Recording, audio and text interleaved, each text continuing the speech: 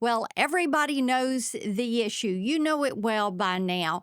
And it is the issues we are seeing with illegal immigration into this country. 10.3 million illegal aliens plus the gotaways have entered this country under the Biden Harris administration.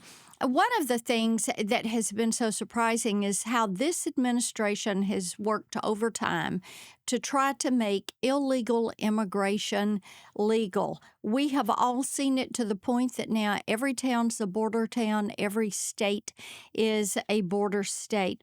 And my next guest has been on the front lines of fighting trafficking for a long time.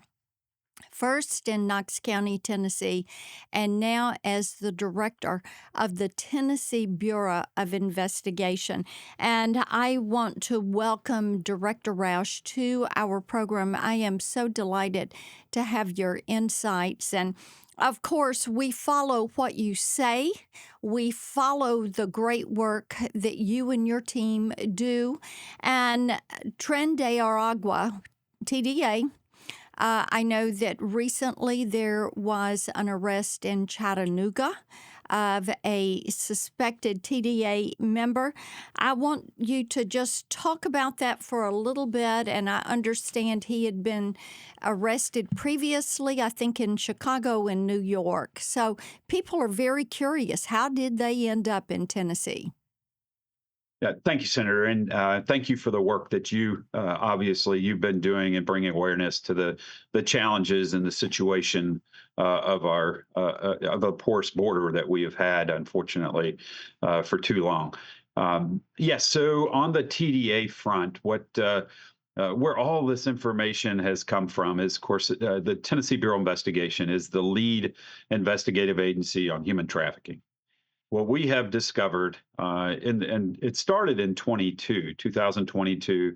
One of our agents came upon an investigation they were doing in human trafficking and came upon the TDA. During that investigation, they were able to make arrest in that case in 23. And as they were doing their investigation, came upon a number of victims who gave us great intelligence and information about the gang and their activities, and it led us to discover not only here in Tennessee, but their connections in other cities throughout the country. And as we worked that case, we noticed that the intelligence information we had showed that they had left Tennessee for a short period. So all of a sudden now we've seen in the past few months a resurgence Okay. of intelligence information that tells us they are operating in our state. They are operating in the human trafficking space, and what they're doing is they bring in these females, Venezuelan females, and they're bringing them into the country. They're smuggling them in, Mm. bringing them into the country. Some of them they're bringing in, exploiting our system, where they'll come in and claim that they are fleeing the dictatorship and the challenges that exist in Venezuela, and they're fleeing, and so our country allows them to come in as they flee from their country, and so that some of them are coming in that way, but the majority of them are being smuggled in through trafficking operations they have on the border, where they work actually, interestingly, in hand with the cartels to get them into the country. And then what happens is what we're finding is they are utilizing these dark web locations on in the computer world, and they're trafficking these females. And so our team watches very closely, and they are finding them as a result of this. And we're the operations we've had are throughout the state, and so we have had two major operations where we've located them. Primarily here in Middle Tennessee, and the Nashville area is where our first operation started, and we continue operations. But we most recently, when we were expressing that we knew they were in Tennessee and they're operating in our major cities, I know that caused a lot of challenge. A lot of people got upset about that. They immediately went to thinking this is TDA that is taking over apartment complexes, and as we've seen in other cities, we're not there yet. But we don't want to get there. Yeah. I that makes sense. Talk to me just a little bit about how TDA we continue to hear about the level of violence out of this gang. It was a violent prison gang. And then we hear this in comparison to MS-13 and other gangs. So talk just a minute about that if you will. Sure. What we know about this gang is they did start in the prisons in Venezuela. They actually rose to prominence in those prisons, and the government started working closely with them, allowing them to actually run the prisons. Excuse me. And so they were allowing that to happen.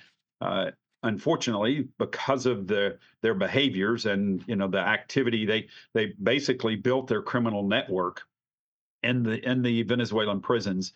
The government, ultimately embarrassed by what was going on, went in to take the prisons back, and then they claimed that they all escaped when they went back in to take the prisons back, and now we know where they've escaped to. Is most of them have transferred to other countries, but we have them here in the U.S. We talk to our peers throughout the world, frankly, and they're in various other continents as well. And doing the same thing. So, what we know from the intelligence information is they start out in the human trafficking area. That's the arena they start in. Then they move into organized retail crime, theft. That's a next phase for them once they get established. So, if they get in human trafficking, they find that it becomes productive, then they take root, and then they start the next phase, and that is the retail theft. After they do that, then they move into the drug trade, and they actually take on the cartels at that point. What we have seen, and what we've been told through intelligence sources throughout the country is when they move into that phase, they start to show their true violent nature. They have taken on cartels. They have literally they executed a cartel member on video on social media, shooting the individual 31 times midday in a busy street. And so that's the level of violence that they get to. And that's what we don't want to happen here in Tennessee. We certainly don't want to see it anywhere in the country. But my responsibility primarily is here in Tennessee. And so we don't want that happening. And so I raise the alarm that we know they're here operating human trafficking. We want to stop them at this point where we can right now. Well, I appreciate that you continue to draw attention to that. And of course, I'd love to ask you, and you and I've talked at different times. I've had several pieces of legislation that would deal with securing that southern border. And one bill that I have, and I know people have heard President Trump talk about deportations, but mine is the CLEAR Act, which would require local law enforcement when they apprehend a criminal illegal alien, they can detain him. ICE has to come get them, deport them, and then reimburse that local law enforcement agency. And we're pushing that forward. Everybody should be for that. When someone is committing crimes in your country and they're in the country illegally, of course, you need to deport them. I would like to hear from you what other steps could be taken in addition to things like the CLEAR Act and building the wall to make certain that we're keeping communities safe?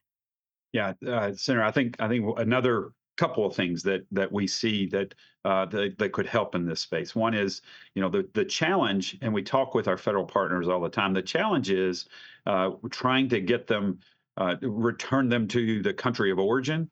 The problem here with Venezuelans is we can't return them to there because of the status of their country, and so that becomes a major challenge here in the U.S. So we got to figure out what do we do with these individuals? Do we hold them here in a U.S. prison until that situation in whatever country it is they came from that we can't send them back to, that we figure that out, or what is the answer to that? I think we've got to deal with that answer, right? That's one. The other is, I think, in terms of how we let people in our country. I think that's another area we have to have a lot of conversation about. When you look at what is allowable to allow a person to come in, even under the legal standard, they come in. There's a standard for entry, but then they get 10 years in our country before they go to court. And then when they go to court, only 25% of them meet the legal standard to stay in the country. So the question is, why isn't the entry standard and the legal standard equal?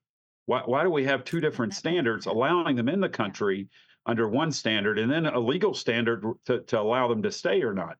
It should be the same standard or at least close to the same standard for that process. And so I think that's another area that needs serious consideration. Yeah, that's a great point. And having it the same would immediately send some people back home and require them to go through the process for legal entry if they want to come into the country. Director Rausch, you are always so spot on, and I just appreciate that you are with us today, that you've joined us for another Unmuted with Marsha. I know that our audience will like to follow the work that you and your team at the Tennessee Bureau of Investigation are doing to keep our state and our community safe. And of course, our audience, you will always find me on social media at Marsha Blackburn. Thank you all for joining us today for another Unmuted with Marsha.